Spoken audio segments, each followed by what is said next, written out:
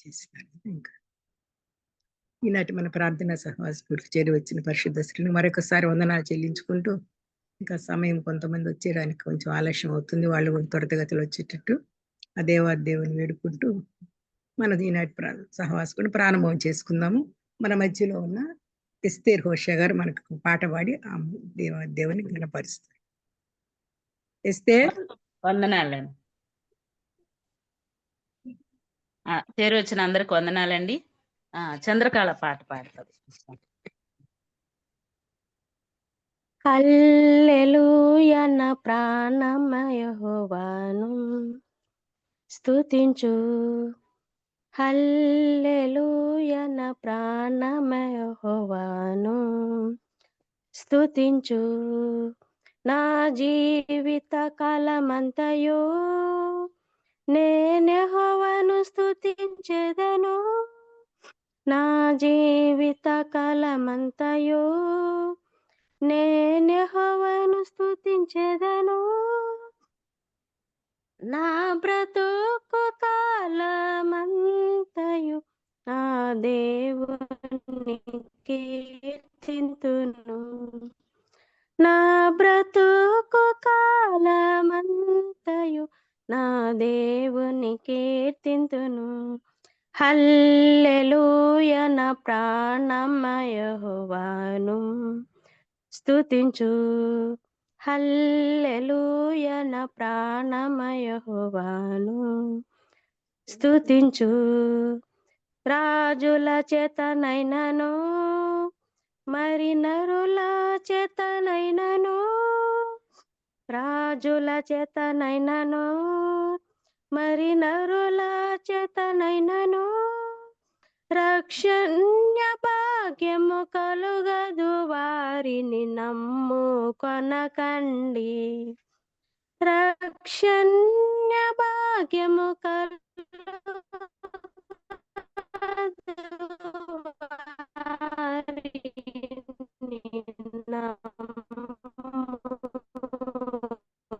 కొనకండి.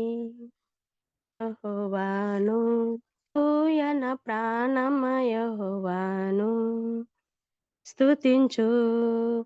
బాధ నొందిన వారికి అతడే న్యాయము తీర్చున్.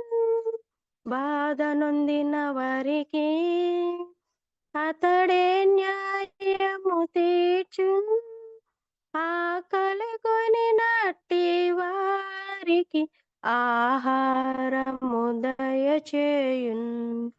ఆకలి కొనినట్టి వారికి ఆహారము దయచేయున్.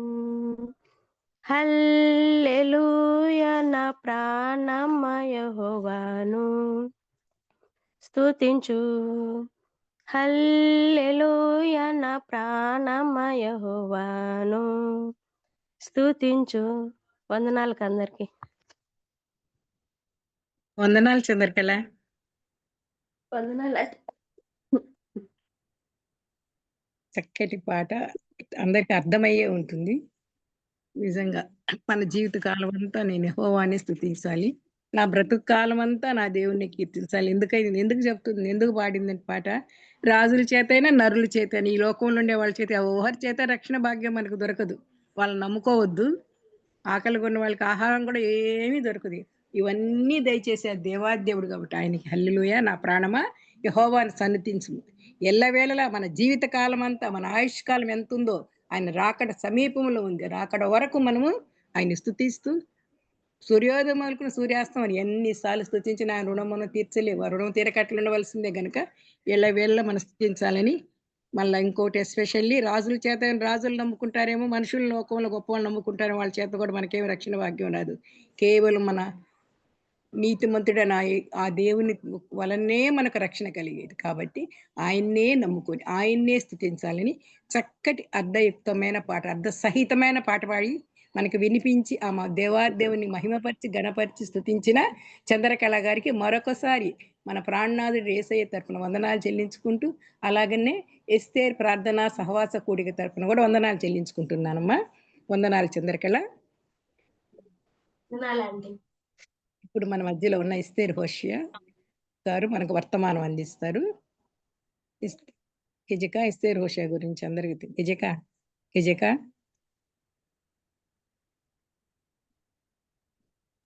తెలుసు ఎస్తేర్ కదా వీడియో నీకు. తెలుసు కదా ఎస్తేర్ హోషియా. తెలుసు కదా, చెప్పండి కానీ రెండు మాటలు చెప్పండి. ఎస్తేర్ హోషియా మాకు తెలిసిన బిడ్డే, చెప్పండి చెప్తారు కా? ఎస్తేరు తన స్వస్థల మీద కాదు, వాళ్ళ గుంటూరు. ఆయన తన గురించి చెప్పుకోవాలంటే ఒక బ్లైండ్ ఆయన పెళ్లి చేసుకోవడానికి ఎవరు ఇష్టపడరు. కానీ అమ్మాయిని చూసినప్పుడంతా నాకు గుర్తొచ్చేది అది. ఆ సమర్పణతో ప్రభు నమ్ముకున్నాడు అన్న భావనతో మాత్రమే ఒక అంధని పెళ్లి చేసుకోవడానికి దేవుడు ఆమెకు ఆ సమర్పణ ఇచ్చాడు. ఆమెకు ఆయన ద్వారా 2 ఆడపిల్లలు చాలా చక్కగా చురుగ్గా ఉంటారు. వాక్యం బాగా ఎరిగిన పిల్లలు, క్విజ్లో కూడా ప్రైజులు తెచ్చుకునే విషయంలో, ఆటల పోటీల్లో, బైబిల్ సంబంధంగా చాలా చురుగ్గా ఉంటారు. తల్లి కూడా చురుకైందే. మన చెప్పుకోదగిన విషయం ఏంటంటే ఈసారి 13 అధ్యాయములు కలిగిన హెబ్రీ పత్రికలో పెట్టిన రిటర్న్ ఎగ్జామ్లో మరి ఫస్ట్గా బిడ్డ నిలబడే భాగ్యం దేవుడు ఆ బిడ్డకి ఇచ్చాడు. తొందరగా రాసి ఇచ్చేసింది అందులో 1/2 అవర్ ముందే. మరి దేవుడు అంత చక్కని జ్ఞానమును ఆ బిడ్డకి ఇచ్చినాడు. దేవునికి అందుకే స్తోత్రములు. బ్లైండ్ టు ద మిషన్ అనే అదే కదమ్మా సంస్థ, Mission to the Blind. Mission to the Blind సంస్థలో వాళ్ళ భర్త గారు పనిచేస్తున్నారు. ఆ సంబంధమైన క్యాంపుల్లో అప్పుడప్పుడు వెళ్తుంటారు కుటుంబం అంతా కూడా. ప్రతి ఊరిలో కూడా 4 ఏళ్ళ కంటే వారిని ఎక్కువగా ఉంచరు. ఇప్పటికీ అనంతపురం వాళ్ళు వచ్చి కూడా ఇది 4th ఇయర్. దేవుని చిత్తం అయితే 7th ఇయర్ అమ్మా, ఇక్కడ ఎక్కువ 6 years దాటింది వాళ్ళు వచ్చి. దాటిందా? దాటింది. తర్వాత ఈ మధ్యలోనే వారికి ట్రాన్స్ఫర్ రావచ్చునని వినికిడి ఉంది. అదే the month of January తెలుస్తుంది. వాళ్ళు వైజాగ్ కూడా వేసినారని కూడా ఒక టాక్ ఉంది. కనుక ఎన్ని దినాలు ఇక్కడ వాడుకున్నారు దేవుడు వారిని కుటుంబంలో, సంఘంలో, జూమ్లో, అనేక చోట్ల ప్రాంతాలలో, ఆయా ఊర్లలో దేవుడు వారిని వాడుకున్నాడు. అందుకే దేవునికి స్తోత్రం. మరి ఆ బిడ్డ జూమ్లో కూడా చాలాసార్లు మాట్లాడడం జరిగింది. ఈరోజు కూడా వాక్యం చెప్పడానికి ఇష్టపడి మాట్లాడుతుండగా దేవుడు ఆ బిడ్డను దీవించును గాక. మిగతా సమయాన్ని ఆ బిడ్డకు అప్పగిస్తున్నాము. ఇప్పుడు ఎస్తేర్ హోషియా దేవుని వాక్యాన్ని మనకు చెప్తుంది. వందనాలు ఎస్తేర్. థ్యాంక్ యూ అమ్మా, వందనాలు. జూమ్ మీటింగ్ లో చేరి వచ్చిన ప్రతి ఒక్కరి అక్క ఆంటీ అందరికి వందనాలండి. స్మాల్ క్విజ్ చూసుకొని వాక్యం చూసుకుందాం. ఆ వాక్యం చెప్తాను, ఏ పుస్తకంలో ఉందో చెప్తే సరిపోతుంది. మనకు విరోధముగాను ఉండిన పత్రమును మేకులతో సిలువకు కొట్టి దాని చేవ్రాతను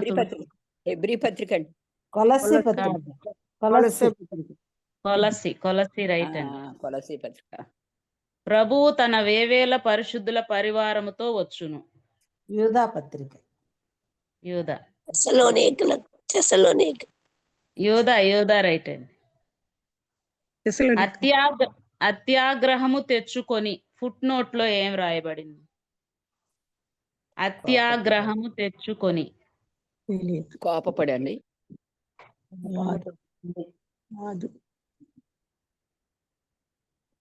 అపోస్తుల కార్యం 5:33 చదివి ఫస్ట్ ఎవరైనా చెప్పండి. ఉమ్మడిగా కోపంతో మిందొంబన్నారనే కాదండి,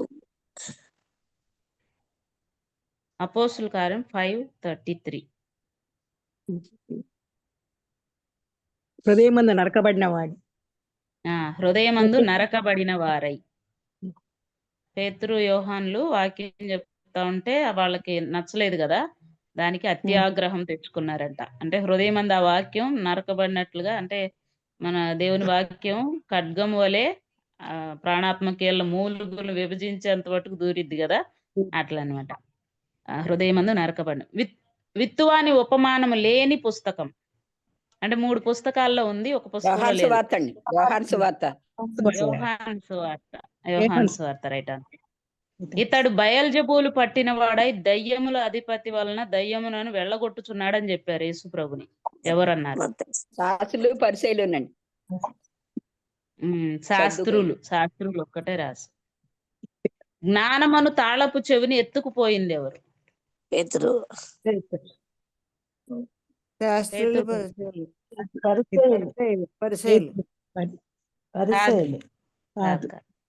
ఎత్తుకుపోయిందంట. లూకా 11:52. అదే మీరు దానిలో ప్రవేశించరు, ప్రవేశించే వాళ్ళని కూడా శాస్త్రులు పరిచయలతో పాటు ఇంకొకళ్ళు కూడా ఉన్నారు. సద్దుకైలండి. సద్దుకైలు కాదు, ఇంకొకళ్ళు ధర్మశాస్త్రోపదేశకులు. యేసు ప్రభుని మతి చెల్లించింది అన్నది ఎవరు?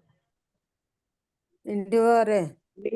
శాస్త్రులు పరిచయం. ఇంటివారే కేజీఎం గారు చెప్పి ఇంటివారు మతి చెల్లించింది, పిచ్చి పట్టింది అన్నట్లు మాట్లాడానండి. చూడండి.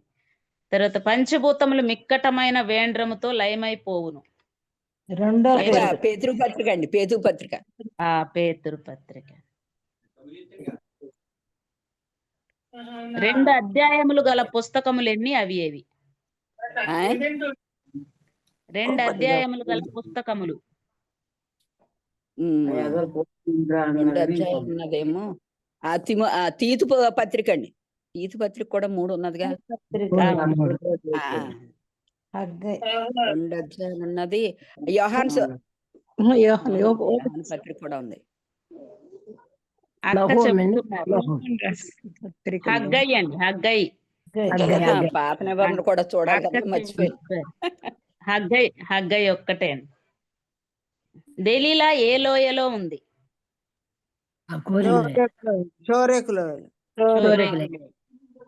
చంద్రుడు ఏ లోయలో నిలిచిపోయాడు?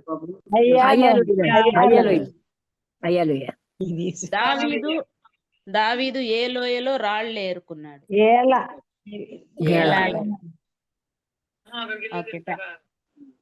ఓకే, థ్యాంక్ యూ అండి. అందరూ మంచిగా ఆన్సర్ చేశారు, చాలా చక్కగా.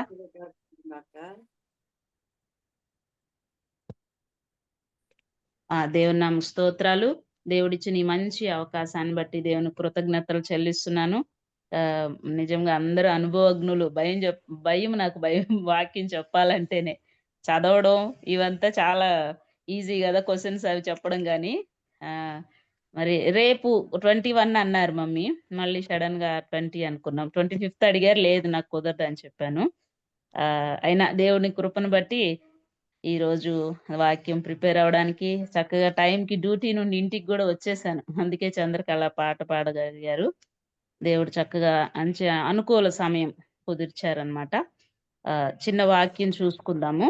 ఈ దినము మనము జాగ్రత్త అనే విషయంలో ఏ విషయాల్లో మనం జాగ్రత్త కలిగి ఉండాలి, దేవుని బిడ్డలంగా మనం ఎప్పుడెప్పుడు జాగ్రత్త కలిగి ఉండాలి కదా. చాలా సార్లు మనం పిల్లలకు చెప్తా ఉంటాం కదా, రోడ్డు దారేటప్పుడు జాగ్రత్త అమ్మా, జాగ్రత్త. చాలా ఈ రోజుల్లో మరి మనము సైడ్ గా పక్కగా వెళ్తున్నా కూడా లేనిపోని ప్రమాదాలు జరిగే జాగ్రత్త అని చెప్తా. ఏదైనా ఒక గాజు సీసా లాంటి పిల్లలకి ఇచ్చిన, ఫోన్ ఇచ్చిన కింద పడిద్ది, జాగ్రత్త. ఇప్పుడు మనం రోడ్డు మీద వెళ్ళేటప్పుడు కూడా జాగ్రత్త, ఇది యాక్సిడెంట్లు జరిగే స్థలం, లేకపోతే ఇది ఇక్కడ ప్రమాదం ఉంది, ప్రమాదం ఉన్నప్పుడే జాగ్రత్త అని చెప్తాం కదా. అంటే ఇప్పుడు మనం ఈ జాగ్రత్త కలిగి ఉండకపోతే నరకానికి వెళ్ళే ప్రమాదం ఉంది, పరలోకాన్ని తప్పించుకునే ప్రమాదం ఉంది. కాబట్టి చాలా జాగ్రత్తగా కలిగి ఉండాలి అని బైబిల్లో మనకి చాలా జాగ్రత్త విషయాలు చెప్పబడ్డాయండి. మరి దేవుడు మరి ఏ విషయాల్లో మనల్ని జాగ్రత్త కలిగి ఉంటున్నారు కదా. మనం పిల్లలకి ఏ విధంగా జాగ్రత్త అని ప్రతి విషయంలో చెప్తామో, మరి ఒకవేళ నేను ఇటే పోతాను, కుక్కలు ఉన్నాయి జాగ్రత్త అంటారు కదా. కుక్కలు ఉన్నాయి జాగ్రత్త అని చెప్పినా కూడా లేదు నేను వెళ్తానని ఆ తలుపు తీసామనుకో, ఏం చేస్తాయి? ఆ కుక్కలు మీద పడి కరిసేస్తాయి, ప్రమాదం అయిపోతుంది. ఇప్పుడు అక్కడ ప్రమాదం, ఇక్కడ జాగ్రత్త, ఇక్కడ లెఫ్ట్ తీసుకోండి, రైట్ తీసుకోండి, లేదు నేను ఇటే వెళ్తానంటే అక్కడ ఏదో పెద్ద గుంట తవ్వి ఉంటారు, రోడ్లు క్లీన్ మామూలు బాగు చేసేటప్పుడు ఆ గుంటలో పడి పెద్ద ప్రమాదంలో ప్రాణం కూడా పోగొట్టుకునే ప్రమాదం. ఇక్కడ మనం యేసయ్య బిడ్డలుగా నరకానికి వెళ్ళిపోయే ప్రమాదం ఉంది కదా. దేవుని రాకడ కొరకు ఎదురు చూస్తూ ఉన్నాం, దేవుని రాకడ కొరకు ఎదురు చూస్తూ ఉన్నాం. అప్పుడు మరి మనము రెడీగా ఉండాలి, ప్రిపేర్ అయి ఉండాలి, జాగ్రత్తగా ఉండాలన్నమాట. ఎందుకంటే ఎంతగా అన్ని విషయాల్లో సేమ్ 10 మంది కన్యకలు సేమ్, వాళ్ళు వచ్చారు వీళ్ళు వచ్చారు, దేవుడు రావడం ఆలస్యమైంది, అన్నీ ఉన్నాయి సేమ్. వాళ్ళు ఇదిగో ప్రభు వస్తున్నాడు లెగవండి అనగానే వీళ్ళు లేశారు, పడుకొని లేరు, నిద్రపోవడం లేదు వాళ్ళు, వీళ్ళు లేశారు. అన్ని గబగబ రెడీ చేసుకునే విషయంలో ఆయిల్ సరిపోయినంత లేదనమాట. అట్లా ఇప్పుడు మనము నేను ఎక్కువ అనుకుంటా ఉంటా అండి బైబిల్ని బట్టి. ఎందుకంటే మనల్ని బైబిల్ ద్వారా మాత్రమే ఎదుటి మనిషికి మనం సమాధానం చెప్పగలం, లేకపోతే మనల్ని ఎవరు లెక్క చేయరు అనమాట. యేసయ్యను బట్టే ఎంత గౌరవం వచ్చినా కదా, దేవుని బట్టే నిజంగా నాకు ఈ గౌరవం కదా. కానీ యేసయ్య లేకపోతే మనకు ఆ గౌరవం ఉండదు, అసలు ఎవరు లెక్క చేయరు, వేస్తారంటే మామూలు ఉండదు. కానీ యేసయ్యని బట్టి ఇప్పుడు మనము బైబిల్ పరంగానే మనం సమాధానం చెప్పగలం ఎదుటి వారికి కూడా. మామూలుగా అయితే మనం వారిని గెలవలేం. ఒకసారి వాక్యం చూసుకుందాము. పేతురు రాసిన రెండో పత్రిక 3వ అధ్యాయం 12వ వచనం. 3వ అధ్యాయం 12వ వచనం మధ్య నుంచి చదువుతాను చూడండి. దేవుని దినపు రాకడ కొరకు కనిపెట్టుచు దానిని ఆశతో అపేక్షించుచు మీరు పరిశుద్ధమైన ప్రవర్తనతోనూ భక్తితోనూ ఎంతో జాగ్రత్త గలవారై ఉండవలెను.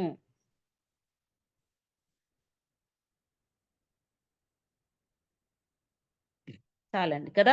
ఇక్కడ ఏముందంటే దేవుని దినపు రాకడ కొరకు కనిపెట్టుచు. ఇప్పుడు అందరం మనము దేవుని రాకడ కొరకే కనిపెడుతూ ఉన్నాం కదండి.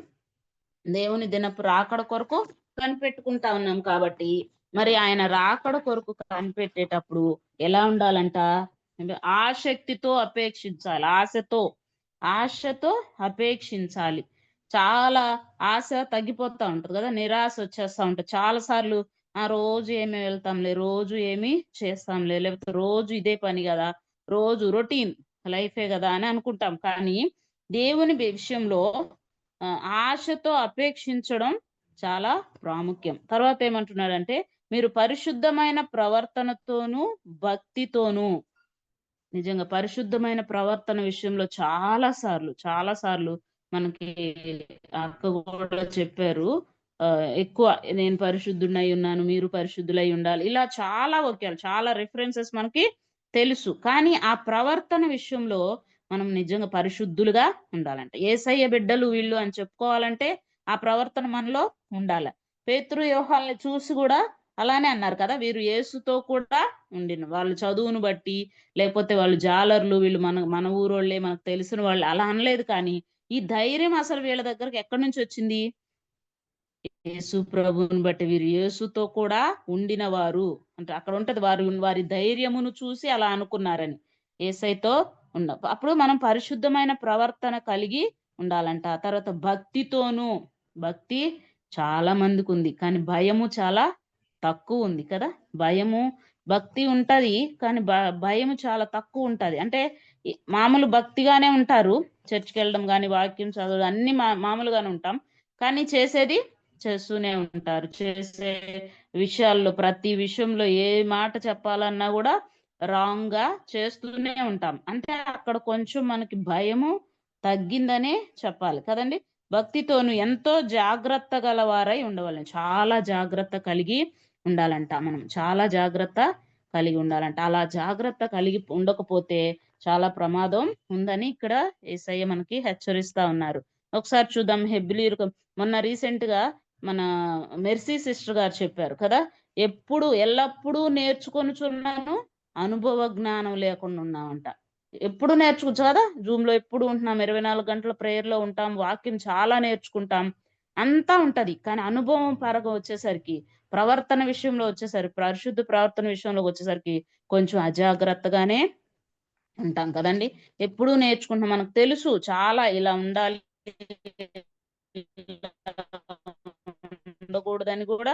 నిజంగా పాపాలన్నీ కూడా మనకు తెలిసే చేస్తున్నాం, తెలియకుండా చేసేది లేదు. మనం అట్లాంటి పెద్ద పెద్ద పాపాలు కాదు, కానీ చిన్న చిన్నయే సులువుగా చిక్కులు పెట్టు పాపాలు ఎన్నున్నాయో కదా, వాటన్నిటి విషయంలో కూడా చాలా జాగ్రత్త కలిగి ఉండాలంట. చూద్దాం హెబ్రీ పత్రికలో అలానే దాని విషయం సంబంధించింది 2వ అధ్యాయం 1వ వచనం చూద్దాం. కావున మనము వినిన సంగతులను విడిచిపెట్టి కొట్టుకొని పోకుండునట్లు వాటి యందు మరీ విశేష జాగ్రత్త ఈ మధ్య అమ్మ దగ్గర ఈ వాక్యం మనం వింటూనే ఉన్నాం కదండి.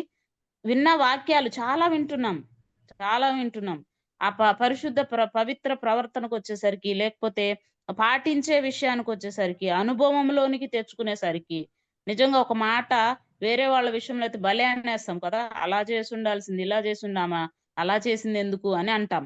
కానీ మన విషయానికి వచ్చేసరికి నిజంగా ఆ సమయంలో నేను అలా చేసి ఉండకూడదు అంటాం, కానీ ఆ పని చేసేసి మాట్లాడతాం, నోరు జారేసి మాట్లాడతాం.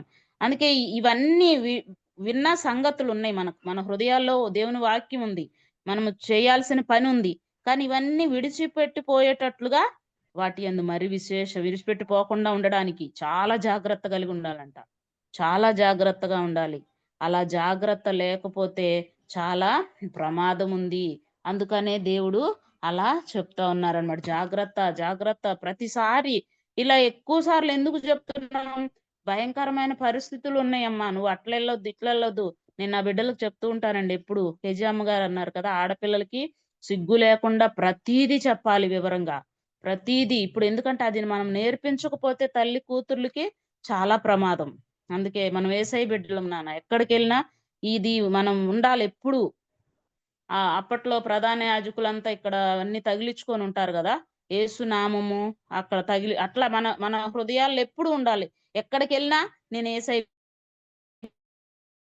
బిడ్డని అది ఉండి చాలా జాగ్రత్తగా ఉండాలి. ఎందుకంటే కాలేజీ కదా, కాలేజీ అంటే ఖచ్చితంగా ఆ సమయంలోనే ఎట్లా ఫ్రెండ్స్ కు ఇష్టపడి అట్లంతా చేసేది. కాబట్టి నేను చాలా అమ్మ, నువ్వు ఇంకా చెప్పాలంటే సువార్త చెప్పి ఒక ఆత్మనైనా రక్షించుకోవాలి. జూమ్ లో చాలా వాక్యాలు విన్నా నేను. ఒక అక్క ఎంత బాగా చెప్పారు, కాలేజీలో యేసయ్య బిడ్డ కాకపోయినా ఎంతగా వేరే వాళ్ళకు సువార్త చెప్పడం, వాళ్ళకి వాళ్ళని రక్షించుకోవడం. అసలు యేసయ్య అంటే ఏంటో తెలియకుండానే కొన్ని ఆత్మల అక్క సంపాదించుకో. మనం యేసయ్య బిడ్డలం, పుట్టినప్పటి నుండి యేసయ్యలో పెరుగుతున్నాం. ఇప్పుడే సంపాదించుకోవాలి నాన్న. ఇంకా రాబోయే కాలంలో ఉంటామో ఉండమో, దేవుని రాకడ వచ్చేస్తుంది. ఎంత చదువుకున్నా కానీ చివరి లాస్ట్ వరకు మనము యేసయ్య పనిలోనే, దేవుని బిడ్డలుగానే, తగ్గింపు జీవితంతోనే, లేకపోతే మన ప్రవర్తనలో ఆ క్రియ కనపడాల. యేసయ్య బిడ్డలు వీళ్ళు క్రిస్టియన్సా అంటారు. చాలా మంది నన్ను చూసి అంటారండి, గొప్ప కాదు దేవుని కృప అంటే ఇట్లా ఇవేం పెట్టుకోం కాబట్టి. ఫస్ట్ ఇటువైపు వాళ్ళంతా అర్థం చేసుకోరు కదా, చెవులు ముక్కులు అట్లా పెట్టుకోకపోతే. గుంటూరు సైడ్ అయితే ఎక్కువ మంది అలా ఉంటారు కాబట్టి, హోసన్న మినిస్ట్రీస్ అట్లా కాబట్టి అక్కడ కొంచెం యేసయ్య బిడ్డలా మీరు అంటారు. యేసయ్య బిడ్డలు వచ్చారు, క్రిస్టియన్స్ వచ్చారు అట్లా అంటారు కదండి. ఇటువైపు అయితే కొంచెం అడుగుతారు, ఏం అన్నలేరు అని ఒకళ్ళు ఇద్దరు అంటారు. లేకపోతే తెలుస్తుంది ఆటోమేటిక్ గా వీళ్ళు బొట్టు పెట్టుకోవాలా లేకపోతే ఇట్లా అని మనలో ఒక ప్రవర్తన ఉంటది కదా, ప్రత్యేక ప్రవర్తన. ఆ ప్రవర్తన చూసి చెప్తారు. అట్లాగే క్రియల్లో చెప్పాలి. క్రియల్లో ఇంకా చాలా ప్రాముఖ్యం. మనిషిని చూడగానే కాదు గాని ఇవి తీసివేసినా కూడా క్రియలు లేకపోతే వ్యర్థం. ఎన్ని చేసినా క్రియలు లేకపోతే వ్యర్థం కదండి. అందుకని క్రియలలో మనం యేసయ్య బిడ్డలమని చూపించగలగాలి. ఒక దైవజనుడు చెప్పాడు, వాక్యం కూడా చెప్పాల్సిన పనిలా, నీ ప్రవర్తన బట్టే చెప్తారు. వీదంతా చెప్పాలంట. మనం చుట్టూ ఉన్నవారు ఫస్ట్ మన ఇంటి వారు చెప్పాలంట. మన ఇంటి వారు చెప్పాలి, ఈమె నిజంగానే మంచిదే, భక్తురాలు, లేకపోతే యేసయ్య బిడ్డ అంటే ఇట్లా ఉండాలి, యేసయ్య బిడ్డే ఈ అమ్మాయి అన్నట్లు. మన అట్లా బయట మన వీధిలో మన అందరూ తెలిసిన వారంతా చెప్పాలంట, యేసయ్య బిడ్డలు వీళ్ళు ప్రత్యేకంగా ఉంటారు, వీళ్ళు ఇలా ఉంటారని మన గురించి చెప్పాలంట కదండి. అందుకని ఇంత వాక్యం వింటున్న అనుభవం విషయంలోకి వచ్చేసరికి ఎట్లయినా తప్పిపోయే ప్రమాదం ఉంది. కాబట్టి దేవుడు జాగ్రత్త అని చెప్తున్నాడు, జాగ్రత్తగా ఉండు. ఒకసారి ఇదే పత్రికలో హెబ్రీ పత్రిక 3వ అధ్యాయం 12వ వచనం కూడా చూద్దాం. సహోదరులారా, జీవము గల దేవుని విడిచిపోవునట్టి విశ్వాసము లేని దుష్ట హృదయం మీలో ఎవనియందైనను ఒకవేళ ఉండునేమో అని జాగ్రత్తగా చూసుకొనుడి. కదా. దుష్ట హృదయం ఉండునేమో జాగ్రత్తగా చూసుకోండి అంటున్నాడు కదండి. ఎందుకు మనం ఇంత ఏసైలో ఉన్నాం కదా, ఎందుకు విశ్వాసం లేని దుష్ట హృదయం వస్తది అని ఆలోచన వచ్చిందండి కదా. ఎందుకు వస్తుంది? ఏసైలోనే ఉన్నాము. అందుకని పౌలు అంటాడు కదా, ఇంత ప్రకటించిన తర్వాత నేనేమన్నా అయిపోతానేమన్నా నా శరీరం నలగొట్టుకుంటున్నాను అంటాడు కదండి. నిజమే, సాతాను ప్రతిసారి మనల్ని ప్రయత్నం చేస్తూనే ఉంటది, ఏదో ఒక చేయాలని, సులువుగా చిక్కులు పెట్టేయాలని, ఆ పాపం ఏదో ఒక విధంగా ప్రవేశింప చేయాలని. అందుకని ఎంత ఎదిగినా గాని విశ్వాసము లేని దేవుణ్ణి విడిచిపెట్టేస్తామంట. జీవము గల దేవుణ్ణి విడిచిపెట్టేసి విశ్వాసం లేని దుష్ట హృదయం వచ్చేస్తది కదా. దేవుని లేని చాలా మంది మన బైబిల్లో తెలుసు. ఫస్ట్ లో అంతా చాలా బాగా ఉన్నారు, కానీ లాస్ట్ లో కొంతమంది పడిపోయిన వాళ్ళు కూడా ఉన్నారు కదండి. అంటే ఆ టైంలో అట్లాంటి ఇప్పుడు సపోజ్ అని అని ఒక అక్క సాక్ష్యం చెప్పింది కదా, వాళ్ళ పాప స్కూల్కి వెళ్తూ బస్ యాక్సిడెంట్ లో ఆ టైంలో మా మైండ్ బ్లాక్ అయిపోయింది. మేము ఏం చేస్తున్నాము, అందరూ వచ్చి ఇట్లా చూపించండి అట్లా చూపించండి అన్నా కూడా చూపించేస్తున్నాం తెలియక. కానీ ఏసై నాతో మాట్లాడి, నువ్వు దేవుని బిడ్డవు కదా, ఎందుకు అట్లా ఆ పరిస్థితిని బట్టి మనకు వచ్చేస్తుందండి అది అట్లా మౌనంగా ఉండిపోతాం, ఏందో చేసేస్తా ఉంటాం. దేవుడు లేని ఆ విశ్వాసం లేని దుష్ట హృదయం వచ్చేస్తది కదండి. అందుకని దేవుడు ఏమంటున్నాడు, జాగ్రత్తగా ఉండండి. ఒకవేళ ఉంటదేమో, ఒకవేళ వస్తదేమో, ఒకవేళ అని. అందుకని జాగ్రత్తగా ఉండండి, జాగ్రత్తగా ఉండండి అని చెప్తా ఉన్నాడు. ఒకసారి కీర్తనల గ్రంథం అధ్యాయం 1వ వచనం చదువుతాను. 1వ వచనం, నా నాలుకతో పాపము చేయకుండునట్లు నా మార్గములను జాగ్రత్తగా చూచుకొందును. భక్తిహీనులు నా ఎదుట ఉన్నప్పుడు నా నోటికి చిక్కము ఉంచుకొందును అనుకొంటిని. కదండి, నాలుకతో పాపం చేస్తామంట. నిజంగా క్రిస్టియన్స్ లేకపోతే మనుషులంగా మనం మనుషులమే కదా, కాబట్టి నాలుకతో ఎక్కువ నరం లేని నాలుకంట, నాలుగు నరం లేదంట, ఇటు పడితే అటు మాట్లాడేస్తుందంట. ఎక్కువ నాలుకతోనే మనం పాపం చేస్తాం, మాట్లాడతాం, చాలా మాట్లాడతాం, కానీ చేసే పని వచ్చేసి కొంచెమే ఉంటది కదండి.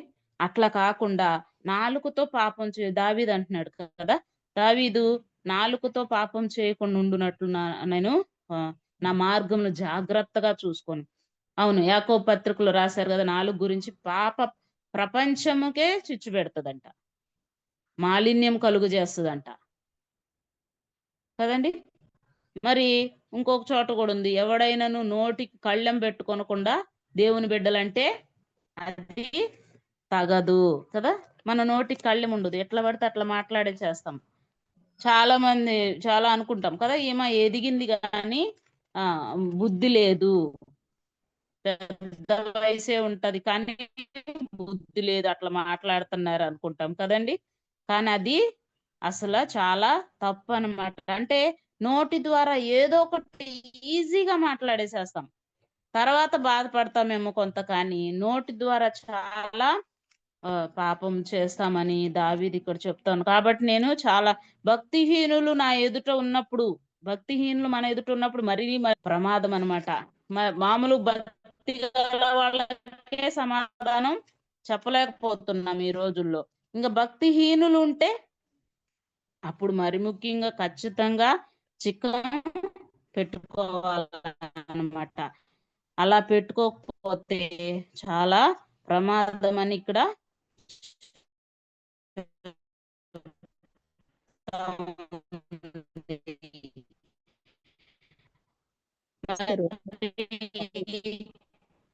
వాయిస్ సరిగ్గా రావట్లేదు, కొంచెం పక్కగా చెరు.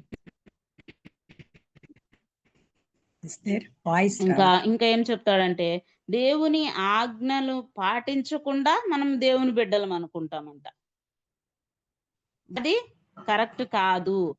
యోహాన్ రాసిన యోహాన్ రాసిన 2వ పత్రిక, పర్లేదని వినిపిస్తుంది అక్క? వినిపిస్తుంది, ఇప్పుడు కొంచెం సైడ్కి వచ్చేసి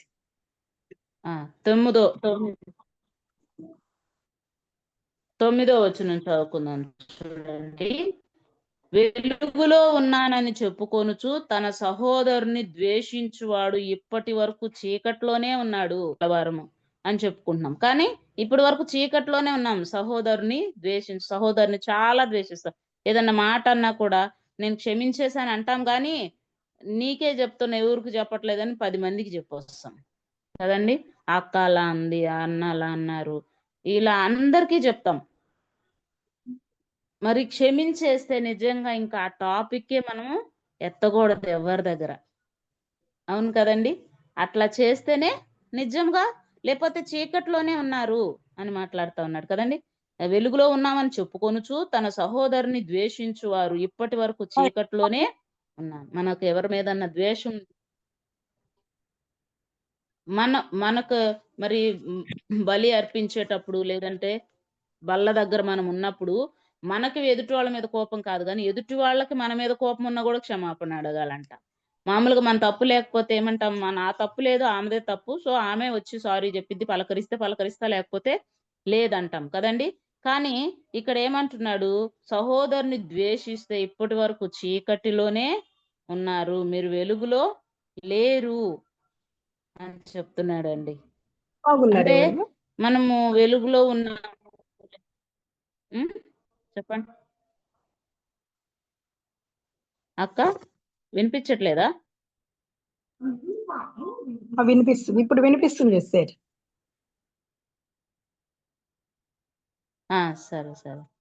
సో మనము దేవుని బిడ్డల విషయంలో, నోటి విషయంలో చాలా జాగ్రత్త కలిగి ఉండాలంట. అంటే దేవుని హృదయం నిండిన దాన్ని బట్టి నోరు మాట్లాడుతుంది. అంటే దేవుని వాక్యాన్ని హృదయంలో పూర్తిగా నిప్పు. నా గురించి నేనే ఉదయాన్నే లేచి బైబిల్ చదువుకొని ప్రార్థన చేసుకున్నాను అనుకోండి, అది ఎప్పుడు ఇంకా మనసులో అనుకుంటూనే ఉంటాను రోజంతా. లేదంటే ఉదయాన్నే లేచి ఏదన్నా అంటే వెంటనే పనికి వెళ్ళడమో, లేకపోతే ఇప్పుడు మినరల్ వాటర్ వస్తాయి కదా, సినిమా పాట వింటామా, అది నోట్లోకి వస్తుంది. అంటే చెప్తున్నాండి, హృదయం నిండిన దాన్ని బట్టి ఏదైతే ఉదయాన్నే మనం హృదయంలో నింపుకుంటామో అదే మన హృదయంలో వస్తూనే ఉంటది, అదే నెమరు వేస్తూ ఉంటాం. అట్లా ఏదన్నా ఒకవేళ ఉదయం లేచి ఏదన్నా చెడు లేకపోతే విన్నా చూసినా అవే నోట్లోకి వస్తా ఉంటాయి. అవునా కాదండి? ఖచ్చితంగా అది మనకు జరుగుతుంది. కాబట్టి మనము ఒక సహోదరుని ద్వేషించిన, లేదంటే మనం అప్పుడు యేసయ్య బిడ్డం కాదు, చీకట్లోనే ఉన్నామని, ఈ విషయంలో కూడా మీరు చాలా జాగ్రత్త కలిగి ఉండాలని ఇక్కడ చెప్పబడతా ఉంది కదా. పేతురు రాసిన పత్రిక 2వ పత్రిక 3:12 చదివాను కదా. ఆ తర్వాత యోహాను 1 పత్రిక 5వ అధ్యాయం 21వ వచనం చదువుతాం. 5వ అధ్యాయం 21వ వచనం. చిన్నపిల్లలారా, విగ్రహముల జోలికి పోకుండా జాగ్రత్తగా ఉండుడి. విగ్రహముల జోలికి అంటే, విగ్రహాలంటే ఖచ్చితంగా మరి ఆ విగ్రహాలనే పెట్టుకొని పూజ చేయడం కాదు, కానీ దేవునికి ఇష్టం లేని ప్రతిదీ, అందుకే అంటాడు కదా యాకోబు పత్రికలో, ఈ లోకముతో సహవాసం చేయవాడు దేవునికి శత్రువగును అని ఉంది. శత్రువు. దేవునికి ఇష్టం లేని ఏ పని చేసినా అది విగ్రహముతో కూడిన పనే. చాలా జాగ్రత్తగా ఆ విషయంలో మనం ఉండాలంట. దేవుడిచ్చిన పనిని మనం నెరవేర్చడానికి చాలా జాగ్రత్త కలిగి ఉండాలని చెప్తా. కొలసీలకు రాసిన పత్రికలో ఒకసారి చూద్దాం. కొలసీలకు రాసిన పత్రిక 2వ అధ్యాయం 8వ వచనం చదువుతాం.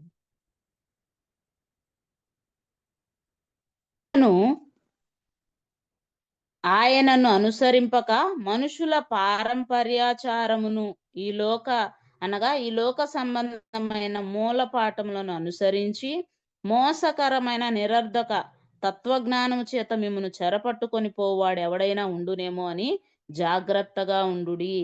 ఈ విషయంలో కూడా మనం చాలా జాగ్రత్తగా ఉండాలంట. అంటే మరి చాలా సార్లు మన బంధువులు పెళ్లికి అలా ఇంకా రక్షించబడినోళ్ళు అట్లా వెళ్ళామనుకోండి, అప్పుడు ఏం చేస్తారు, సేమ్ మనుషుల పారంపర్యాచారాలు చేస్తారు కదా. దేవుని బిడ్డలే, కొంతమంది దేవుని బిడ్డలు అయినా కూడా చేస్తూనే ఉంటారు. అలాంటి సమయంలో కూడా మనం అక్కడ ఉండేది, లేకపోతే మన బంధువులు సొంత వాళ్ళు తప్పకనే వెళ్ళినా కూడా అలాంటి విషయంలో కూడా చాలా జాగ్రత్తగా ఉండాలని. మోసకరమైన నిరర్ధక తత్వజ్ఞానం, వాళ్ళకున్న జ్ఞానంతో మనల్ని ఎదిరించి మాట్లాడుతూనే ఉంటారు కదా. అలా చేయొద్దన్నాడా దేవుడు, ఇలా చేయొద్దన్నాడా, అచ్చగా అన్ని తీసేసి ఉండమన్నాడా? లేకపోతే అట్లా ఉండమన్నాడా? అట్లా ఏం రాయబడలేదు బైబిల్. ఇలా వాళ్ళకున్న జ్ఞానమును బట్టి. ఎలా అంటే ఇప్పుడు మోషే కర్ర వేసి సర్పాన్ని చేస్తే ఐగుప్తీయులు గూడా వాళ్ళు మంత్రజ్ఞులు చాలా మంది ఉంటారు గదా! వాళ్ళు గూడా వచ్చి కర్రను పాముగా అట్లా వాళ్ళు దేవుడు అట్లేం రాయలేదు. అట్లేం మిమ్మల్ని ఇట్లా ఉండమన్నాడా? అట్లా చేయమన్నా వాళ్ళకున్న తత్వజ్ఞానం చేత మనల్ని చెరపట్టుకొని పోతారంట. అందుకని చాలా జాగ్రత్తగా ఉండండి. అలాంటి ప్లేసులకు వెళ్ళినప్పుడు గూడా అలాంటి ప్లే మామూలుగానే కొంచెం పసుపు రాసుకొని అల్లరి చేస్తా ఉంటారు గదా! నాకు రాయొద్దు అని ముందే చెప్పేసాను. దూరంగా ఉంటాను. నాకు రాయొద్దు. సీరియస్‌గా చెప్పేసానండి. ఇంకంతే ఆ పాపకు వద్దులే వదిలేయండి. ఆ పాపను మనం అని చెప్పి వాళ్ళు బంధువులు సంతోషంగా కొంసేపు నలుగులవి వేసేటప్పుడు పసుపులు రాసుకొని అల్లరి చేస్తారనమాట. పాటలు పాడుకుంటా అట్లా. కానీ అట్లాంటి సమయంలో కూడా మనము మనుషుల పారంపర్యాచారాలు ఈ విషయంలో కూడా చాలా జాగ్రత్తగా ఉండాలని ఇక్కడ ఈయన చెప్తా ఉన్నాడనమాట. 4 అధ్యాయం ఇదే పుస్తకం 4 అధ్యాయం 17 వచనం కూడా చూసుకుందాం.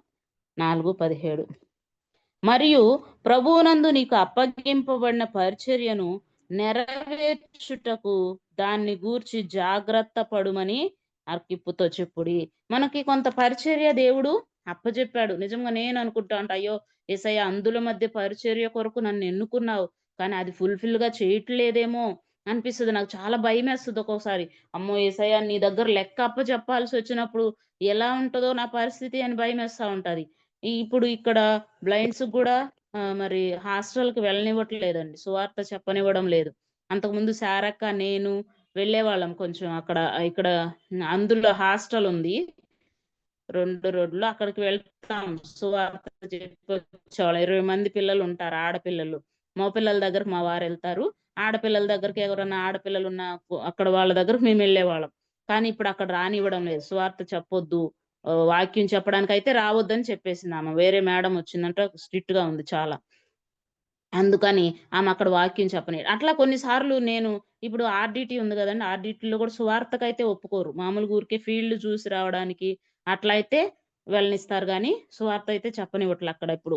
అట్లా మరి చాలా వరకు దేవుడు అప్పగించిన పనిని నేను చాలా చేయలేకపోతున్నానేమో ప్రభా! ఇంతగా ఎన్నుకున్నావు. అయోగ్యురాలిని, ఎన్నిక లేని దాన్ని నన్నిక్కడ తీసుకొచ్చి పెట్టావు.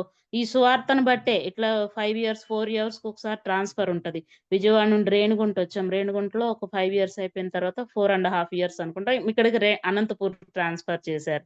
మళ్ళీ ఇంకా నెక్స్ట్ జనవరిలో చెప్తారు. మే నెలకు అట్లా సమ్మర్ హాలిడేస్‌లో వెళ్ళాలా. వైజాగ్ అంటున్నారు. అక్కడ మిషన్ టు ది బ్లైండ్ వాళ్ళు సంస్థ అది ఒక బిల్డింగ్ కట్టించారు. అందులో అందరికీ అది చాలా ఉపయోగకరంగా ఉండాలని చేస్తున్నారనమాట. సో, ఈయన బ్రెయిల్ డిపార్ట్‌మెంట్‌లో ఈయన బ్రెయిలీ బాగా చదవడం అంటే 5 లాంగ్వేజెస్‌లో బ్రెయిలీ చదువుతారు. దానిలో ఏమన్నా తప్పులున్నా పెట్టడం అది ప్రూఫ్ రీడింగ్ అంటారు. అవన్నీ చేయడం చేస్తారు. అందరికి ఫోన్‌లు చేసి కాన్ఫరెన్స్ కలిపి ప్రేయర్లు చేయడం అట్లంతా చేస్తారనమాట. అట్లా యేసయ్యా నీవు నన్ను ఎన్నుకున్న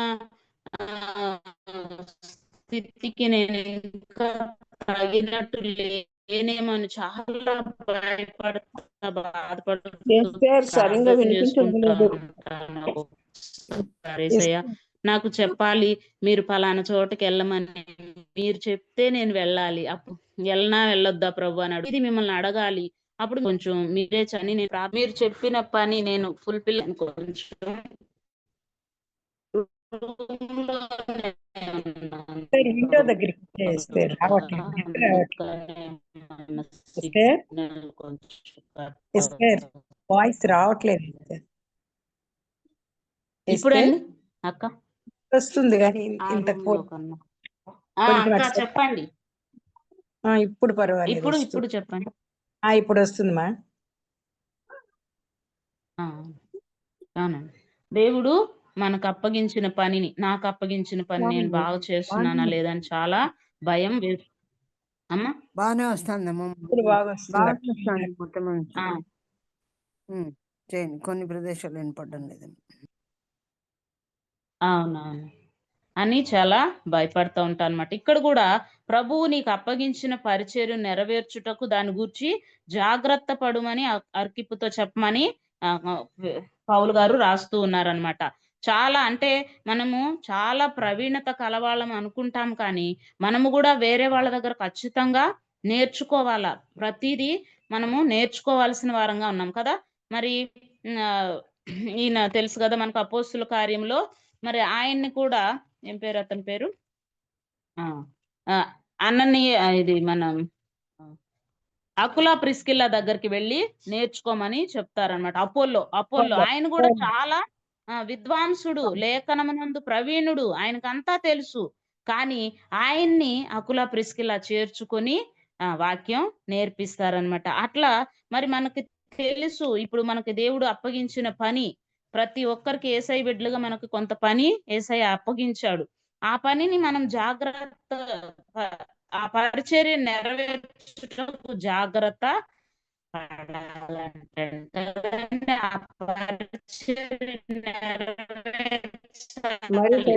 లేకపోతే ఏమంటాడు, తీసుకునేదాన్ని అంటాడండి. అప్పుడు మరి ప్లేస్ మారుతానక్క, ఒక్క నిమిషం. మధ్య మధ్యలో ఎగిరిపోతుంది. అసలు వైజాగ్ గురించి ఏం చెప్పినావో మాకు ఏం అర్థం కాలే.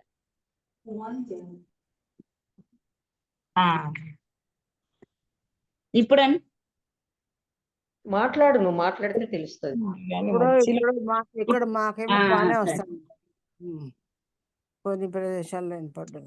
సరే అండి.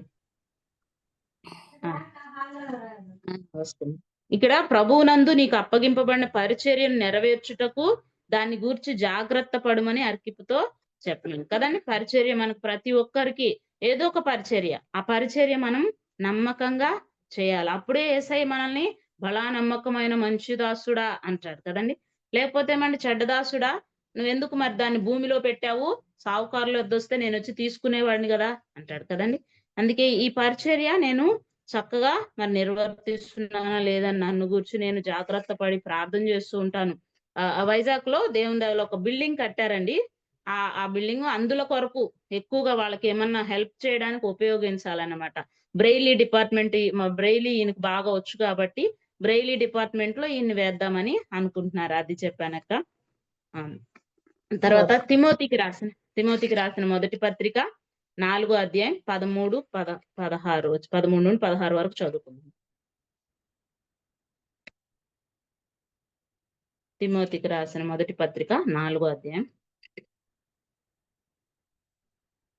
నేను వచ్చు వరకు చదువుటయందును, హెచ్చరించుటయందును, బోధించుటయందును జాగ్రత్తగా ఉండుము. పెద్దలు హస్త నిక్షేపణం చేయగా ప్రవచన మూలమున నీకు అనుగ్రహింపబడి నీలో ఉన్న వరమును అలక్ష్యము చేయకుము. నీ అభివృద్ధి అందరికీ తేటగా కనపడు నిమిత్తము వీటిని మనస్కరించుము. వీటి అందే సాధకము చేసుకొనుము. నిన్ను గూర్చియు నీ బోధన గూర్చియు జాగ్రత్త కలిగి ఉండుము. వీటిలో నిలకడగా ఉండుము. నీవిలాగున చేసి నిన్నును నీ బోధ వినువారిని రక్షించుకొందువు. నిన్నును నీ బోధ వినువారిని రక్షించుకొందు. ఇక్కడ నేను వచ్చు వరకు, ఇక్కడైతే పౌలు గారు తిమోతికి హెచ్చరిస్తా ఉన్నాడు, కానీ మన యేసయ్య కూడా మనకు అలా చెప్తా ఉన్నాడు. నేను వచ్చు వరకు అంతము వరకు సహించాలి. మళ్ళీ ఇక్కడ ఏముంటదండి, దేవుని రాకడ వచ్చే వరకు మన యొక్క భక్తి విశ్వాసాన్ని మరి ఎట్లంట జాగ్రత్తగా చూసుకోవాలంట. ఇక్కడ అంటున్నాడు కదా, నేను వచ్చు వరకు చదువుట ఎందును, బైబుల్ చదివే విషయంలో కానీ హెచ్చరించుట ఎందును, మనం ఇతరుని హెచ్చరించేటప్పుడు కూడా చాలా జాగ్రత్తగా కదా, నోటితో పాపము చేయకుండా అన్నట్టుగా నోటితో మాట్లాడేటప్పుడు చాలా అనుకూల వచనము, ఇంకా ఎదుటి వారికి ధైర్యము కలిగించే మాటలు, లేకపోతే ఆదరించే మాటలు, అట్లాంటివి మాట్లాడాలి. కానీ చాలా జాగ్రత్త, హెచ్చరించే విషయంలో కూడా చాలా జాగ్రత్తగా ఉండమని చెప్తా ఉన్నాడు. తర్వాత బోధించుట ఎందును, బోధించడం కూడా చాలా భయం నిజంగానే కదా. బోధకులకి డబల్ తీర్పు అంట, మామూలు విశ్వాసులకు ఒక తీర్పు కదా. కాబట్టి బోధించుట ఎందు కూడా జాగ్రత్త ఉండుము. అంటే మన ప్రవర్తన సరిగా లేక బోధించినా కూడా అది చాలా తప్పు అని మత్తయి సువార్తలో ఉంది కదా. నీవు పాటించకుండా అలాగు చేయ బోధించు వానికి శ్రమ కలుగును కదా. నిజమే అండి. అందుకనే ఈయన ఇక్కడ ఏమంటున్నాడు, బోధించుట ఎందు కూడా చాలా జాగ్రత్తగా ఉండుము. మళ్ళీ ఏమంటున్నాడంటే, పెద్దలు హస్త నిక్షేపణము చేయగా ప్రవచన మూలమున నీకు అనుగ్రహింపబడి నీలో ఉన్న వరమును అలక్ష్యము. మనకి దేవుడు ఇప్పుడు చెప్పాను కదా, ఒక వరం ఇచ్చాడు. ప్రతి ఒక్కరికి ఒక్కొక్క వరం, ఏదో ఒకటి పరిచర్య అంటే నిజంగా సంఘంలో మనము ఊడ్చేది, బాత్రూములు కడిగేది కూడా కదా. సారక్కని నేను ఎక్కువ సార్లు చూస్తా ఉంటా మా సంఘంలో, ఎప్పుడైనా వెంటనే బాత్రూమ్ కడుగుతా ఉంటది. నేను వెళ్ళి ఆ చీపురు లాక్కొని నేను కడుగుతా ఉంటా. అసలు అంటే అంత మంచి పరిచర్య. అది కూడా హెబ్రోన్ లో అదే చేస్తారంట అండి. అసలు సేవ కి మనుషుల్ని పంపించడానికి ఫస్ట్ ఆ పరిచర్య, బాత్రూమ్లు కడిగిస్తారంట. ఆ తర్వాత ఇంకొక పని, డబ్బులు ఇస్తారంట. ఆ డబ్బులు రిటర్న్ లెక్క చెప్పేటప్పుడు చాలా జాగ్రత్తగా చెబుతాడా లేదా అని, కావాలని డబ్బులు అక్కడ పెట్టేస్తారంట. ఎవరైనా తీస్తారా, అట్లా ప్రతి విషయంలో పరీక్షిస్తారు. పరీక్షించి లాస్ట్ కి సేవకుడుగా అతన్ని పంపిస్తారంట. అట్లా పరిచర్య విషయంలో మనందరికీ ఏదో ఒకటి, మనం పెద్దది చేయలేము, చిన్నది చేయాల ఖచ్చితంగా. అట్లాంటి విషయంలో చాలా జాగ్రత్తగా నీకు ఇచ్చిన ప్రతి వరాన్ని అలక్ష్యం చేయొద్దు అంటా ఉన్నాడు కదా. లాస్ట్ లో ఏం చదువుకునంటే, నిన్ను గూర్చు నీ బోధన గూర్చు జాగ్రత్త కలిగి ఉండుము కదా. మన బోధన గూర్చి, మన గూర్చి ఫస్ట్. అందుకనంటే తన్ను తాను కాపాడుకొనుటయే నిజమైన భక్తి అని మనం యాకోబు 1:27 చదువుతాం కదండి. పేదలకి వాళ్ళకి పరిచర్య చేయాలా అంటే హెల్ప్ చేయాలి. లాస్ట్ లో ఏముంటదంటే, ఇహలోక మాలిన్యం అంటుకొనకుండా తన్ను తాను కాపాడుకోను. మొట్టమొదట మనల్ని మనం కాపాడుకోవడం చాలా ప్రాముఖ్యం. మనం చెప్పేది కాదు కానీ అసలు అందుకని చెప్పట్లా, మన ప్రవర్తన ఉంటే మనం వాకింగ్ కూడా చెప్పాల్సిన పని లేదంట. ప్రవర్తన బట్టే గుర్తెరుగుతారు చాలా మంది. అందుకనే మనల్ని బట్టి నిన్ను గూర్చు నీ బోధన గూర్చు జాగ్రత్త కలిగి ఉండుము. వీటిలో నిలకడగా ఉండాల. మనం చెప్పే పనిలో, చేసే దానిలో ప్రతి విషయంలో నిలకడగా ఉంటే నీవిలాగు చేసి నిన్నును నీ బోధ వినువారిని రక్షించుకొందువు కదండి. మనల్ని కూడా రక్షించుకుంటాం. మనల్ని ఫస్ట్ మనం చాలా ప్రాముఖ్యం అన్నమాట. అప్పుడే మనము ఇతరులకి చెప్పగలము, చూడగలము. అవునా కదండి. కాబట్టి అంటే ధైర్యంగా బోధించగలగడానికి కూడా మన ప్రవర్తన, మనల్ని మనం మొట్టమొదట సరి చేసుకొని, మనం ఎలా ఆయన పనిలో లేకపోతే మన నోటి విషయంలో జాగ్రత్త, ప్రతి విషయంలో జాగ్రత్త కలిగి ఉంటున్నామో దేవుడు హెచ్చరిస్తా ఉన్నాడు అనమాట. ఇదే తిమోతికి రాసిన 2వ పత్రిక 2వ అధ్యాయం 15వ వచనం ఒకసారి చూద్దాం. దేవుని ఎదుట యోగ్యునిగాను సిగ్గుపడనక్కరలేని పనివానిగాను సత్యవాక్యమును సరిగా ఉపదేశించువానిగాను నిన్ను నీవే దేవునికి కనుపరుచుకొనుటకు జాగ్రత్త పడుము కదండి. దేవుని వాక్యం విషయంలో మొట్టమొదట మనం సమాధానం అందరూ చెప్పాలి కదా, ఎవరి కాళ్లే. అప్పుడు అక్కడ మరి నేను చిన్నప్పుడు ఉన్నప్పుడు వాక్యం చెప్పేవాళ్ళు, మీ తాత పాస్టర్ అని లేకపోతే మీ అమ్మ విశ్వాసి అని నిన్ను దేవుడు పరలోకానికి తీసుకోడు, నువ్వు నీ రక్షణ, నీది సొంత రక్షణ మనం కలిగి ఉండాలి కదా. మేము చిన్నప్పటి నుండి చిన్న క్రిస్టియన్స్ ఒక అక్క కూడా సాక్ష్యం చెప్పింది. వాళ్ళ అత్త ప్రతిసారి నువ్వు పాపి అంటే ఏవేంటి పాపి అంటది, మనం ఫస్ట్ నుంచి క్రిస్టియన్సే కదా పుట్టినప్పటి నుండి అని అనేదని. అట్లా మనం అంటే పాపి అట్లా అని కాకపోయినా నేను ఫస్ట్ నుంచి క్రిస్టియన్సే కదా అట్లా అనుకుంటే, యేసు ప్రభు మీ తాత పాస్టర్ అని లేకపోతే మీ అమ్మ విశ్వాసి అని నిన్ను తీసుకెళ్ళడమ్మా, వాళ్ళు చెంగు పట్టుకొని వెళ్దాం అనుకుంటున్నావేమో పరలోకానికి, అట్లా కాదు. సొంత రక్షణ నీకు నువ్వుగా. మనల్ని ప్రతి ఒక్కరిని యేసయ్య అక్కడ లెక్క అడుగుతారు కదండి. ఆ లెక్క చెప్పడానికి చాలా జాగ్రత్తగా ఉండాలన్నమాట. ఎందుకంటే అక్కడ లెక్క చెప్పాలా ప్రతి దానికి. అయ్యా ఇదిగో ఇచ్చేసాను, ఇదిగో ఇది తీసుకొచ్చాను ప్రభు, ఒక ఆత్మను తెచ్చాను, లేకపోతే ఇది తెచ్చాను, వీళ్ళందరూ నేను ఇట్లా చేశానని చెప్పగలగాల. లేకపోతే మౌనంగా ఉన్నా కూడా ఏమంటకి పడేయండి, ఇటు చేయండి అంటాడండి. చెప్పాల, మనం లెక్క చెప్పాలి. మనందరము తనను గురించి తానే, మనను గురించి మనమే. అక్కడ లిస్ట్ ఉంటది ఆల్రెడీ. అట్లా ప్రభు అట్లా చేయలేదు అంటానికి లేదు, ఇంకా అక్కడ ఆల్రెడీ బుక్ లో రాయబడింది. కాబట్టి మనం తీర్పు చెప్పవలసిన వారం కాబట్టి ఫస్ట్ మనల్ని మనమే సత్యవాక్యం విషయంలో సరిగా ఉపదేశించుకోవాలి. మనల్ని మనమే దేవునికి కనపరుచుకోవడానికి, మనుషుల కోసం కాదండి. మనుషుల్లో నేను చాలా సార్లు అందరూ భలే మెచ్చుకుంటున్నారు నన్ను, అలాంటి గర్వం ఉండేది. కానీ ఈ వాక్యం చదివాను ఎప్పుడైతే, మనుషుల్లో ఘనంగా ఎంచబడి దేవుని దృష్టికి అసహ్యం, ప్రభువా క్షమించయ్యా, నీ దృష్టికే నేను ఘనంగా ఉండాలా, మనుషుల దృష్టికి కాదు ప్రభువా. అంటే ఆయన్ని బట్టి మంచి లక్షణాలు చేయాలి, కానీ మనుషుల్లో ఘనంగా వద్దు ప్రభువా, క్షమించయ్యా. నీ దృష్టికే నేను బాగుండాలా, మీతోనే ఉండాలా, మీకు నేను ఇది కనపరుచుకోవడానికి జాగ్రత్త కలిగి ఉండాలి ప్రభువా. ఎప్పుడు ఏ విషయంలో హెచ్చిపోకూడదని నన్ను నేను అట్లా ప్రార్థన చేసుకుంటా ఉంటాను అనమాట. ఇంకొక వచనం చూద్దాం. తిమోతికి 4వ అధ్యాయం 15వ వచనం చదువుతాం. అతని విషయమై నీవు జాగ్రత్తగా ఉండుము, అతడు మా మాటలను బహుగా ఎదిరించెను. ఇక్కడ మరి ఒక అలెగ్జాండర్ గురించి పౌలు గారు చెప్తా ఉన్నారు. అలెగ్జాండర్ మమ్మల్ని ఎంతగా ఎదిరించాడు, నువ్వు కూడా చెప్పినప్పుడు లేకపోతే అతను నీకు ఎదురుపడి నిన్ను మరి ఎదిరించేటప్పుడు కూడా నువ్వు కూడా జాగ్రత్తగా ఉండు. ఎందుకంటే ఇప్పుడు మన వాక్యం చెప్పే వాళ్ళందరి మాటలు ఎదిరించడానికి చాలా మంది ఉంటారు కదండి. ఇప్పుడు అసలు స్వార్థే చెప్పనివ్వడం లేదు, సగం కొట్టడం అంతా చేస్తున్నారు. నిజంగా నేను అనుకుంటా అసలు అప్పట్లో యేసు ప్రభు శిష్యులు అందరూ హతసాక్షులుగానే చనిపోయారండి కదండి. ఒక్కళ్ళు కూడా సామాన్య మరణం చెందలేదు, హతసాక్షులుగానే చనిపోయారు. ఒక్కొక్క క్రిస్టియన్ కుటుంబంలో బిడ్డలు మరి చాలా అంటే పెళ్లిళ్ళయ్యి భర్తలతో ప్రాబ్లం అయ్యి ఇంటికి వచ్చి అట్లా ఉంటారు కదండి.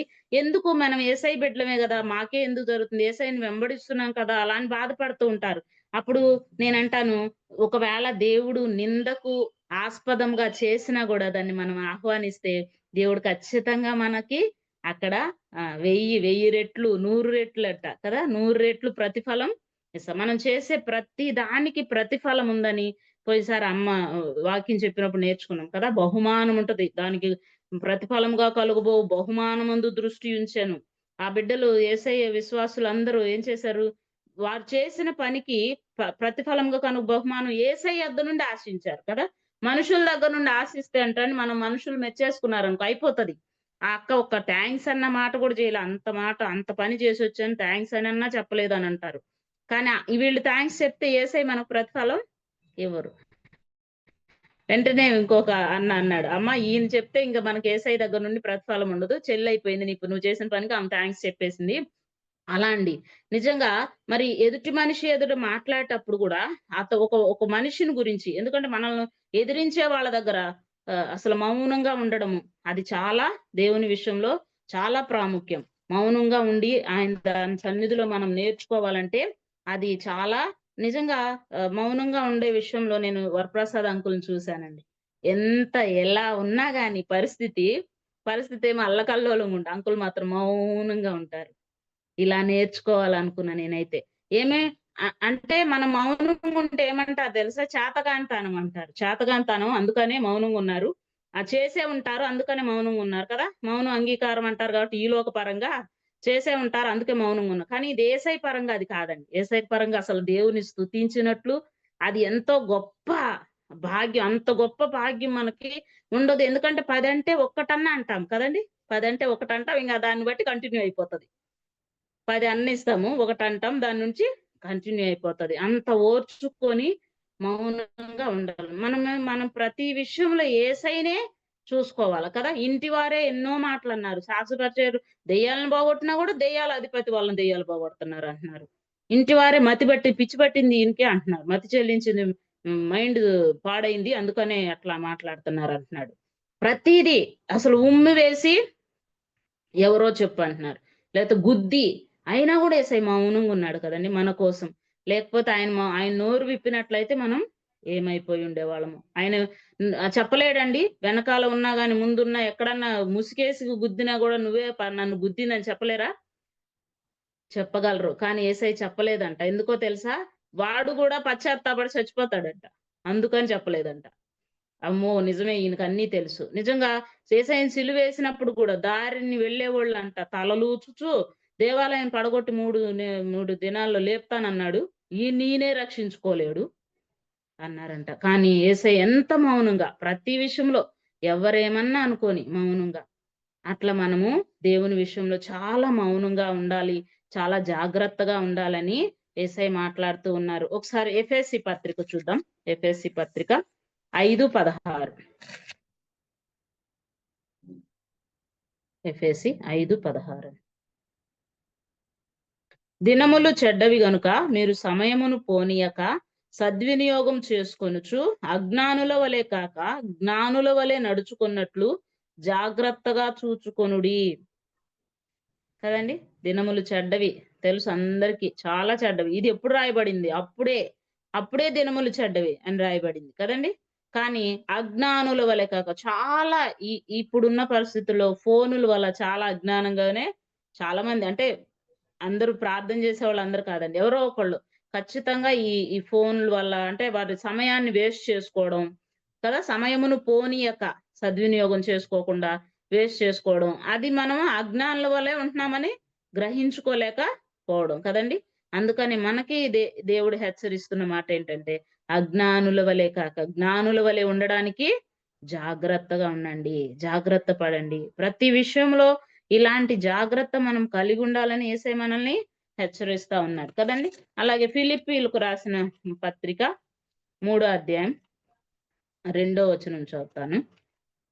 కుక్కల విషయమై జాగ్రత్తగా ఉండుడి, దుష్టులైన పనివారి విషయమై జాగ్రత్తగా ఉండుడి, ఈ ఛేదనను ఆచరించు వారి విషయమై జాగ్రత్తగా ఉండుడి. ఇక్కడ మరి కుక్కల విషయమై అంటే చాలా సార్లు మరి అంటే యేసు ప్రభుని ఎరుగని వారు, లేకపోతే ఎలా పడితే అలా మాట్లాడేవారు మనకు చాలా మంది ఎదురవుతూనే ఉంటారు కదా. మా ఇంటి దగ్గర ఎదురుగానే ఒక ఆయన ఉన్నారు, తాగుతారు, వాళ్ళు హిందువులు కాబట్టి ఆయన ఏదో ఒకటి మాట్లాడుతూనే ఉంటారు. వాళ్ళు మాట్లాడారని మనం మాట్లాడకూడదు కదా అండి, మౌనంగా ఉండాలి, మనం మౌనం నేర్చుకోవాలంటే. ఈయన కొంచెం ఆ 10 సార్లు ఏమని ఆయన అట్లా మాట్లాడుతున్నాడంటే ఆయన విని ఇంకా మాట్లాడుతూ ఉంటాడు, తాగి ఉంటే ఇంకా ఏమన్నా మాట్లాడుతుంటారు. కానీ అసలు ప్రతి విషయంలో ఎందుకని ఇక్కడ కుక్కల విషయంలో దుష్టులైన పనివారు యేసయ్య బిడ్డలే కానీ ఇంకా రక్షణ లేకపోవడం వల్ల వాళ్ళు మరి అలాంటి మనుషులు ఉన్నారు చాలా మంది. కానీ వాళ్ళ దగ్గర కూడా మనం చాలా జాగ్రత్తగా ఉండాలని దేవుడు మనల్ని హెచ్చరిస్తా ఉన్నాడు అన్నమాట. ఇక్కడ ఇంకొక వచనం చదువు, రోమీయులకు రాసిన పత్రిక 12వ అధ్యాయం 8వ వచనం చదువుదాం. రోమీయులకు రాసిన పత్రిక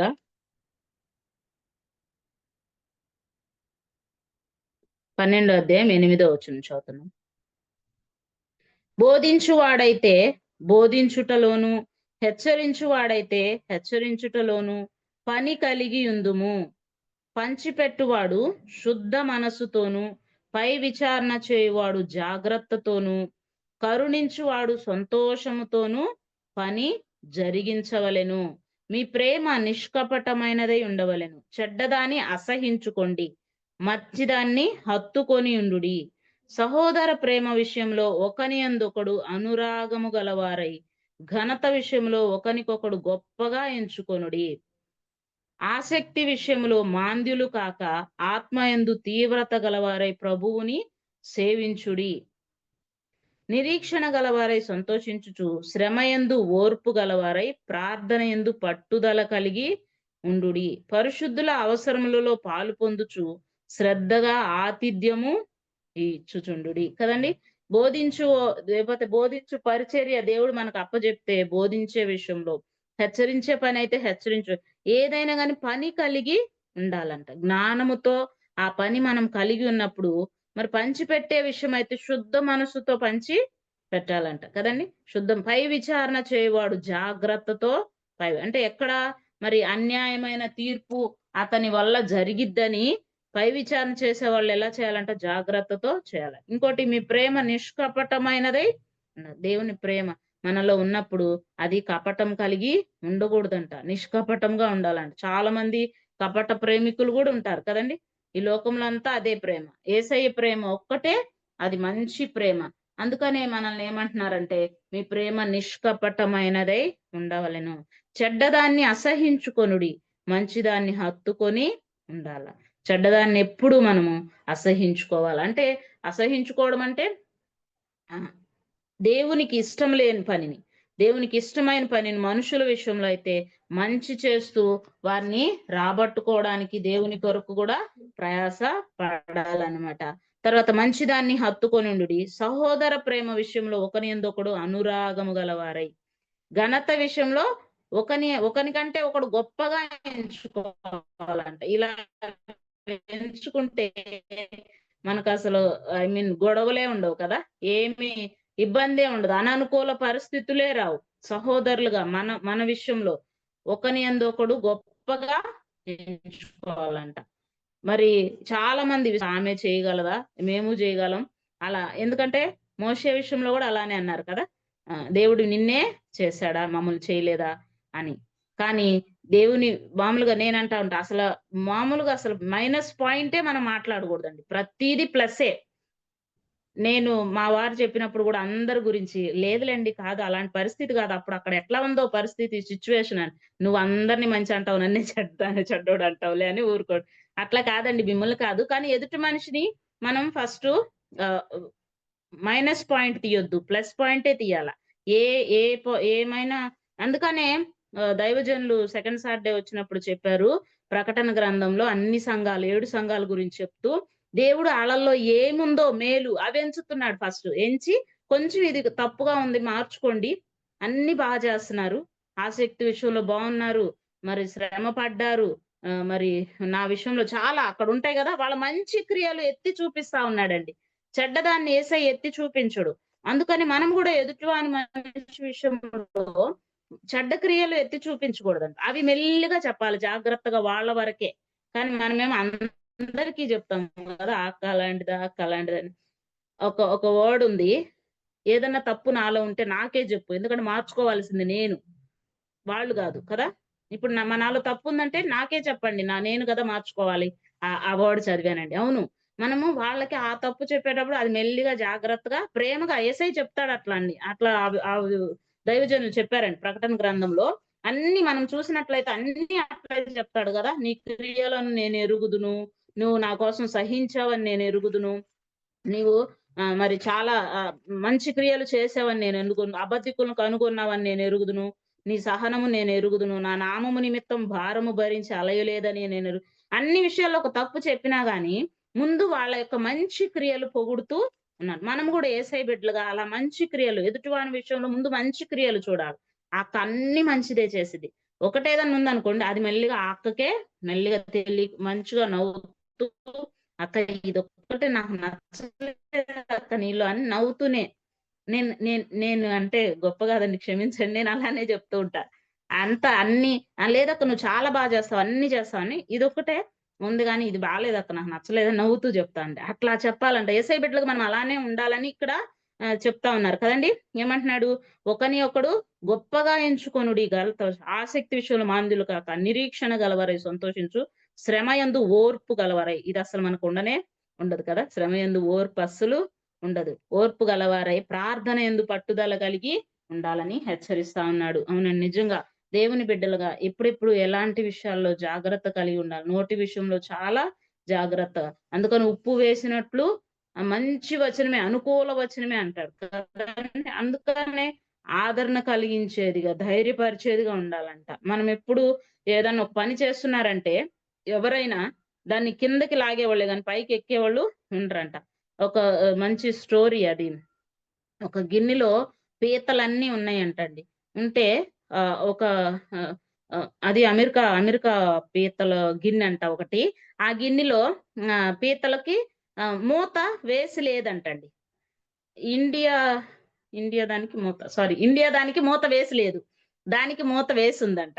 ఎందుకంటే ఇప్పుడు ఏదన్నా ఎందుకండి ఇట్లా మూత తీసేశారు, ఇది ఎంత అంటే ఇండియా వాళ్ళు పైకి పోలేరండి, ఎందుకంటే ఎవడన్నా ఒకటి పైకి వెళ్తున్నా కూడా కింద లాగేస్తాడు, అట్లా కింద పీతలన్నీ కిందకు లాగేస్తాయి, పీతను పైకి వెళ్ళనీవు, ఇదైతే పంపించేస్తాయి వీళ్ళు, అంటే ఎదిగినా కూడా ఎదగని అని వదిలేస్తారు, అందుకని ఇది మూత పెట్టాము, ఇండియా గిన్నె ఉన్న ఆ పీతలు ఉన్న మూతకి. అంటే ఒక స్టోరీ అది. ఎలాంటి నిజంగా ఇండియా మనుషులు ఎదుటివారు అంటే ఆత్మీయంగా లేకపోతే ఏ విషయంలో ఎదుగుతుంటే ఓర్చుకోలేరని వాళ్ళు కిందకి లాగేస్తారు, అందుకని మూత పెట్టలేదని చెప్తారు అనమాట. అట్లా నిజంగా మనం ఎట్లా అంటే ఒకరినొకరు ఘనంగా ఎంచుకొని ప్రార్థన యందు పట్టుదల కలిగి ఉండాలి. వీటి విషయాల్లో మనం ముందు అడుగులో ఉండాలి. కానీ మనం ఎట్లా ఉంటామంటే వీటిలో వెనకుంటాం, అట్లో ముందుంటాం. కానీ అలా ఉండకూడదని దేవుని వాక్యం మనల్ని హెచ్చరిస్తా ఉంది కదా.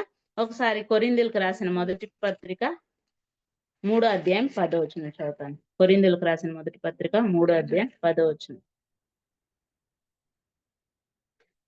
దేవుడు నాకు అనుగ్రహించిన కృప చొప్పున నేను నేర్పరి అయిన శిల్పకారుని వలె పునాది వేసి తిని, మరి ఒకడు దాని మీద కట్టుచున్నాడు. ప్రతివాడు దాని మీద ఎలా కట్టుచున్నాడో జాగ్రత్తగా చూచుకొనవలెను కదా. దేవుడు పునాది.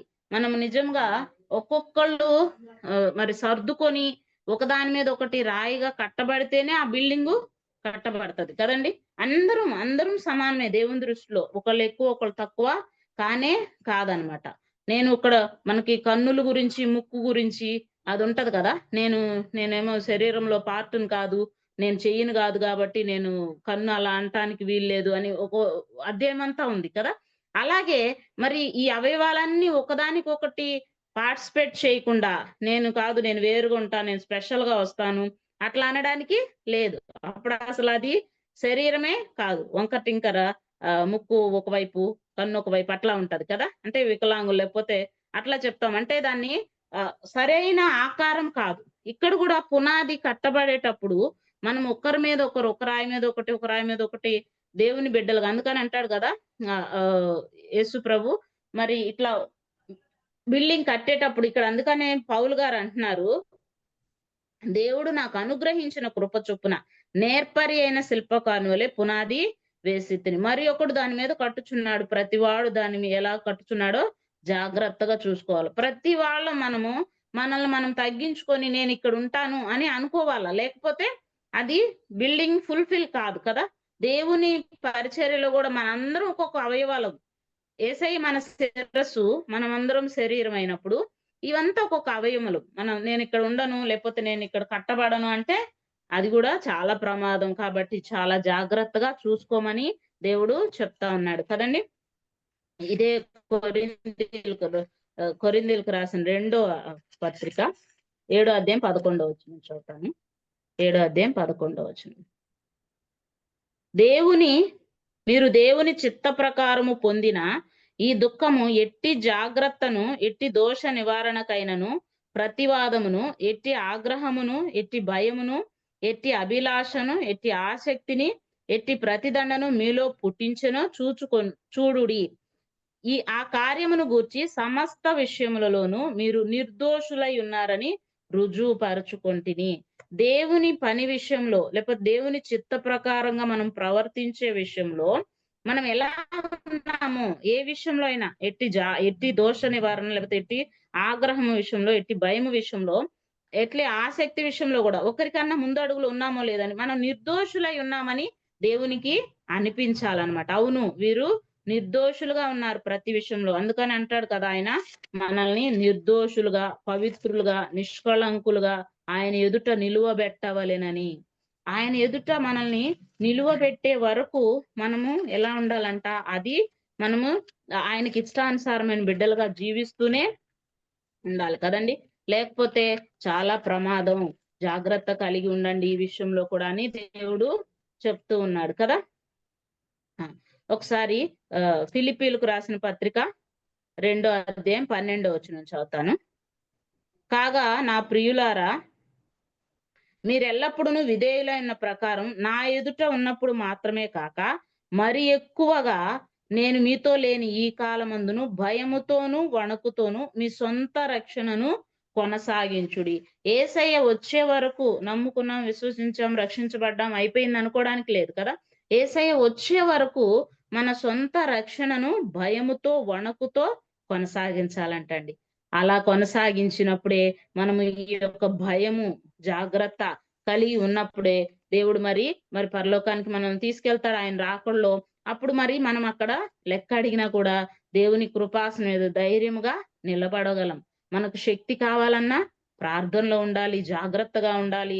ప్రేమ విషయంలో కదా, సహోదరుని ద్వేషిస్తే చీకట్లోనే ఉన్నాడు, వెలుగులో ఉన్నానని అతను చెప్పుకుంటున్నాడు కానీ అతను ఇంకా చీకట్లోనే ఉన్నాడని, మరి ఒకరినొకరు ఎట్లా హెచ్చుగా ఎంచుకోవాలని దేవుడు ఈ వాక్యం ద్వారా మనతో మాట్లాడారు కదా. మనం ప్రతి విషయంలో యేసయ్య వచ్చేంత వరకు, ఆయన రాకడైనా మన పోకడైనా కదా, మన మరణమైన తర్వాత కూడా యేసయ్యని కలుసుకుంటాం. యేసయ్యతో ఉండాలి అంటే మనం యేసయ్యకి అక్కడ లెక్క అప్పచెప్పాలి. ఆ లెక్క అప్పచెప్పేటప్పుడు మౌనంగా ఉండకుండా ధైర్యంగా కృపాసనం యొద్ద ఇలా చేయాలి అంటే ఇప్పుడు మనం ఈ జాగ్రత్తలన్నీ కలిగి ఉండాలి. ఇప్పుడు మనం మాట్లాడుకున్నాం కదా, చాలా ఏ విషయాల్లో దేవుడు జాగ్రత్త, మన పవిత్ర ప్రవర్తన విషయంలో కదండి, పవిత్ర నోటి విషయంలో చాలా జాగ్రత్త కలిగి ఉండాలని అన్ని విషయాలు మనకి హెచ్చరించారు. కాబట్టి మనం నిజంగా మరి ప్రవర్తన విషయానికి వచ్చేసరికి ఎలా అయినా తప్పిపోతాం. క్రియల విషయానికి వచ్చేసరికి ఎంతైనా వాక్యం ఎరిగిన వారమే,